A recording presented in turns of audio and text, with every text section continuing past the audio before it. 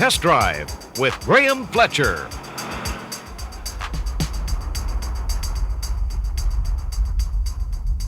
This week on Test Drive, we look at the hot new Mazda RX-7, a car that is guaranteed to increase your heart rate and your blood pressure. Without a Cray supercomputer, the third generation RX-7 would not exist. To ensure the car retained a true seat-of-the-pants feel, Mr. Kobayakawa, the chief engineer, insisted that every member of the design team learn to drive properly. The result is a sports car in the true sense of the meaning. Believe it or not, the inspiration for the RX-7 came from a go-kart. Go-karts, you see, combine a superb power-to-weight ratio with a low center of gravity.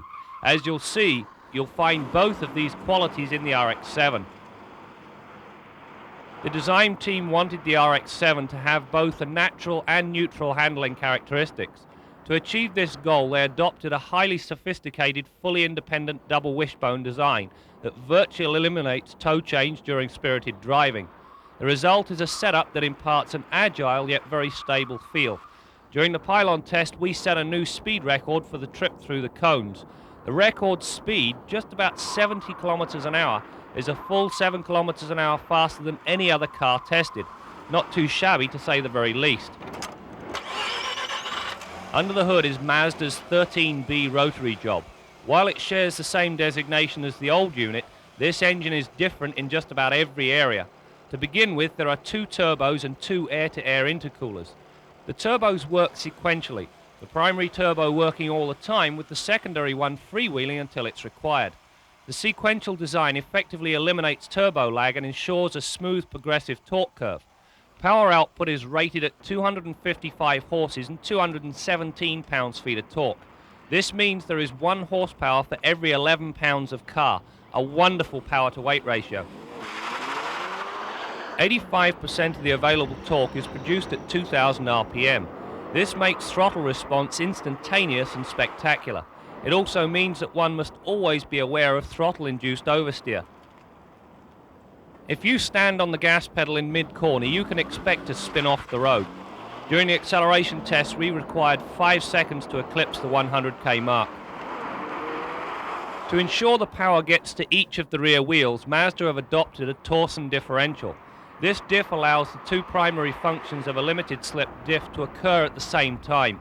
A marked improvement over the viscous-type limited-slip diffs found on many cars. It should come as no surprise that the trunk capacity on this car is not one of the RX-7's fortes. As you can see, the trunk area is quite small and it's very shallow. However, not all is lost, because in behind the front seats there are a couple of quite large and definitely very handy storage bins. The focus of the cockpit is very much the driver. All primary and secondary driving controls are placed within easy reach and have been angled towards the driver to help operation. The pedals are of the racing variety, allowing heel and toe operation. They've even managed to put the dead pedal in the right place and at the right angle for once. The dash itself has a nostalgic look. All the 5 gauges have been ringed with chrome bezels. This adds a sort of MG feel to the car. The brake system employs ventilated discs front and rear with racing-type 4-piston calipers.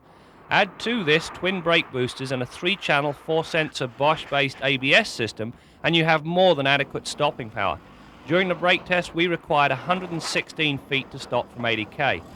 Interestingly, to ensure the hot air being exhausted from the oil coolers and intercoolers does not hamper brake performance, Mazda have ducted the system such that it exhausts just behind the front wheels. Here you have an automobile that is about as perfectly proportioned as any car can get. I mean, the contours are wonderful, the styling is beautiful to look at. Then you get to the front and you have these ugly pop-up headlights.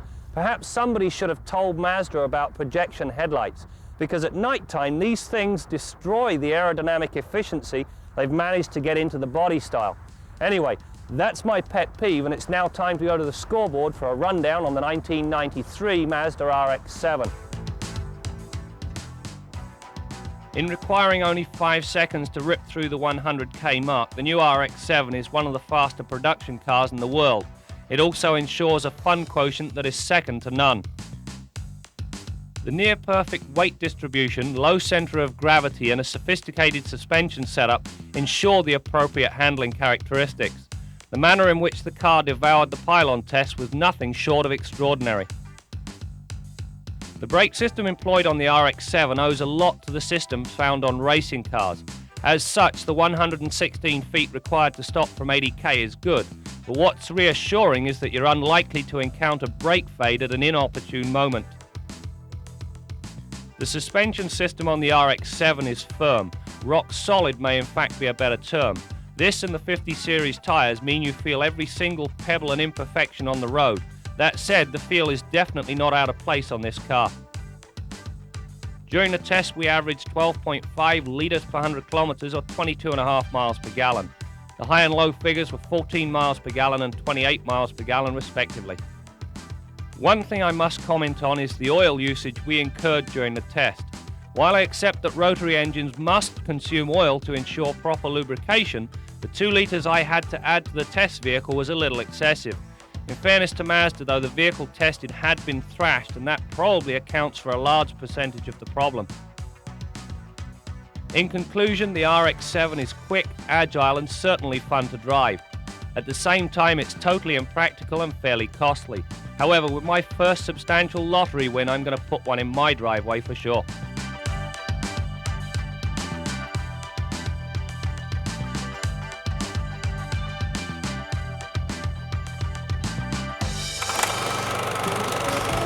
If you like this video, give us a thumbs up, subscribe and share us. We really appreciate it.